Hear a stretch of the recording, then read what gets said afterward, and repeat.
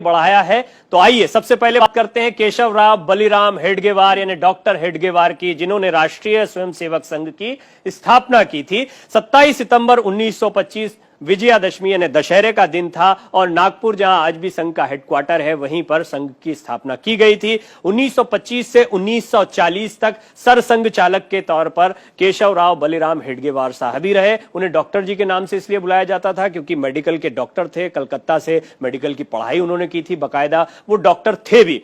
और गोलवलकर साहब और हेडगेवार साहब के बीच में एक समय ऐसा भी आया जब कुछ महीनों के लिए एलवी परांजपे साहब को भी सरसंघ चालक बनाया गया था। उस वक्त सत्याग्रह के दौरान हेडगेवार साहब जेल गए थे। जेल से बाहर आने के बाद उन्होंने दोबारा सरसंघ चालक के तौर पर अपनी जिम्मेदारियां संभाली थी। उनके बाद आरएसएस के दूसरे सरसंघ चालक बने माधव सदाशिव गोलवलकर साहब। 1940 से 1973 तक उनका कार्यकाल रहा सरसंघ चालक के तौर पर।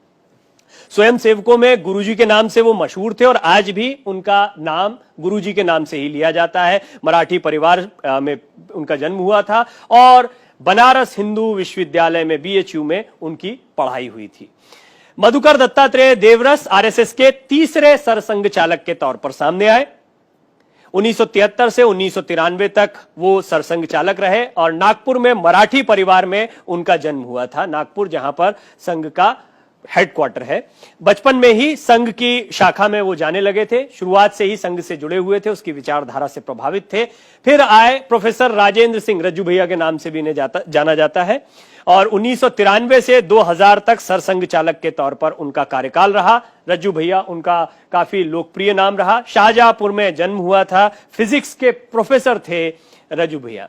के सुदर्शन साहब, जो कि मोहन भागवत जी से पहले सरसंघ चालक थे, आरएसएस के 5वें सरसंघ चालक के तौर पर सामने आए। 2000 से 2009 तक 9 साल तक उनका यह कार्यकाल रहा सरसंघ चालक के तौर पर। 1931 में रायपुर में कन्नड़ भाषी परिवार में उनका जन्म हुआ था और सागर विश्वविद्यालय से, सागर यूनिवर्सिटी से उन्होंने दूरसंचार प्रौद्योगिकी में अपना ग्रेजुएशन किया था। वर्तमान में सरसंघ चालक हैं मोहन राव मधुकर राव भागवत, संघ के मौजूदा सरसंघ चालक। 2009 में सिर्फ 59 साल की उम्र में संघ प्रमुख बने मोहन भागवत के पिता ही आडवाणी को संघ में लाए थे।